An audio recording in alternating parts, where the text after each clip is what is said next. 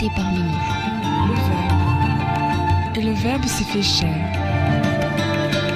Il a fait son casque côté la note. La parole a mis un mot.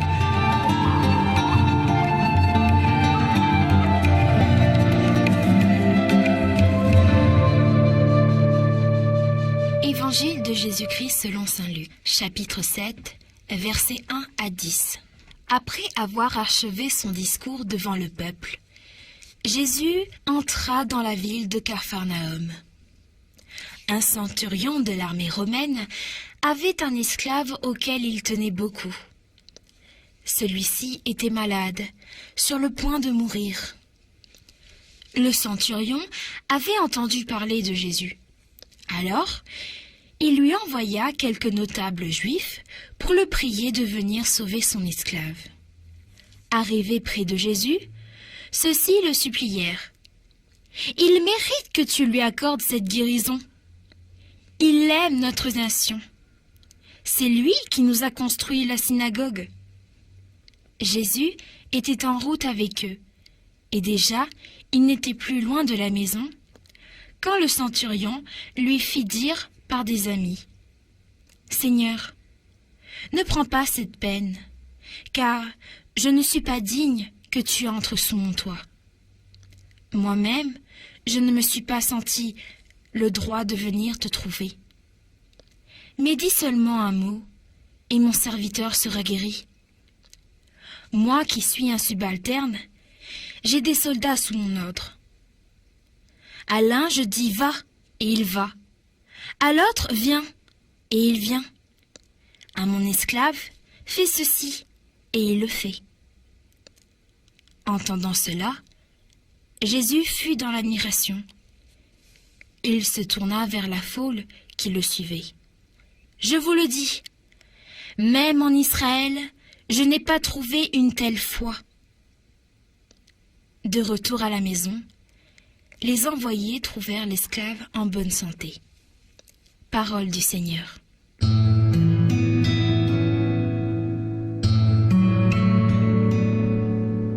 De l'eau et de la lumière. Parole de vie.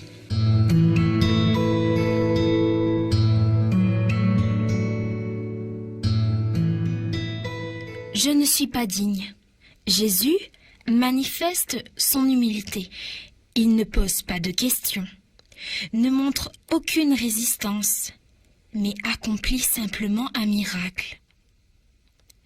Jésus-Christ, humble de cœur lui-même, est profondément touché lorsqu'il rencontre l'humilité. Le centurion a demandé aux anciens des Juifs de demander la guérison, non par paresse de le faire lui-même, mais parce qu'il ne se sentait pas digne d'approcher Jésus. Cette même humilité reconnaît que Jésus peut accomplir un miracle de loin.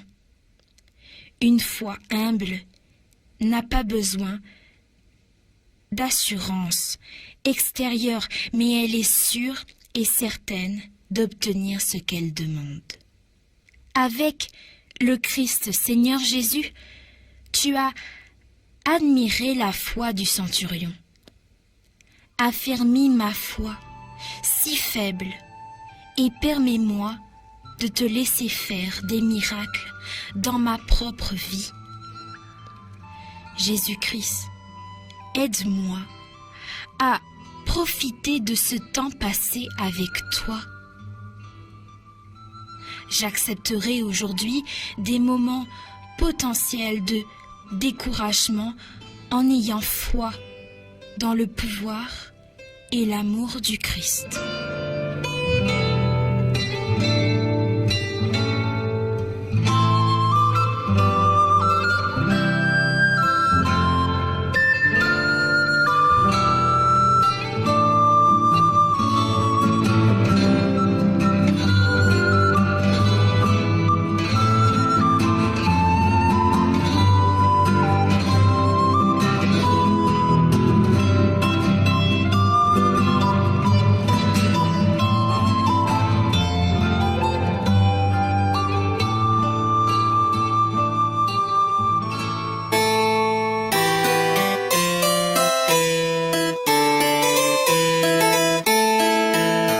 Ravivons ton peuple, Seigneur, la soif et la faim. Rappelle à ton peuple, Seigneur, le chemin du serviteur. Ravivons ton peuple, Seigneur, la soif et la faim.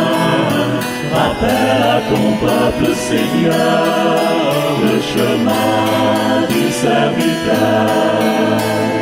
Est-ce de voir les pierres devenir du bon pain?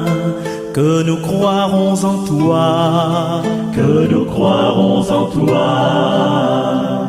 Est-ce de voir les pierres se lever pour crier que nous suivrons tes pas, que nous suivrons tes pas? Ravivons ton peuple, Seigneur, la soif et la faim. Rappelle à ton peuple, Seigneur, le chemin du serviteur. Est-ce de voir ton Fils se montrer le plus fort? Que nous croirons en toi, que nous croirons en toi. Est-ce de voir ton Fils échapper à la mort? Que nous suivrons tes pas, que nous suivrons tes pas. Ravivons ton peuple, Seigneur, la soif et la faim. Rappelle à ton peuple, Seigneur, le chemin du serviteur. Est-ce de voir ton Fils sur le trône des rois?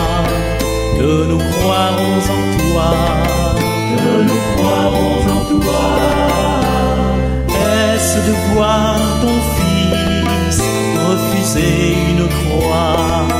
Que nous suivrons tes pas, que nous suivrons tes pas.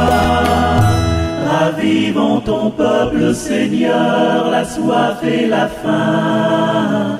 Rappelle à ton peuple, Seigneur, le chemin du serviteur. Ravivons ton peuple, Seigneur, la soif et la faim.